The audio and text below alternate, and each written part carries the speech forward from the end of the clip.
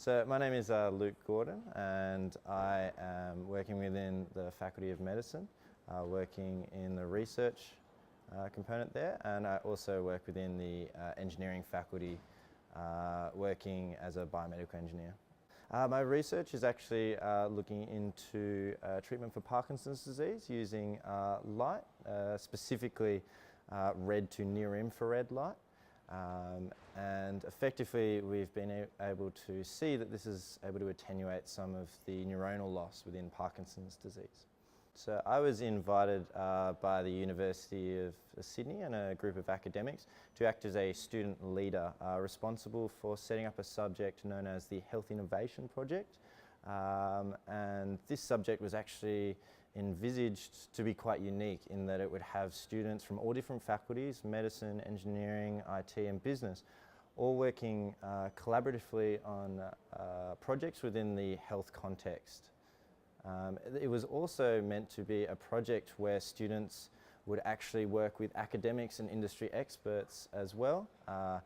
to have an overall team that can work collaboratively on these health-related projects. I was shown by the University of Sydney and I was generously offered a scholarship from the French Embassy in Australia to actually go and visit the University Côte in Nice, France, to further investigate a pilot study that was being run there on a similar health-related interdisciplinary context. So effectively I was welcomed very generously by the University Côte and they had a pilot program where students would actually work on industry problems and the students would actually work alongside CEOs and executives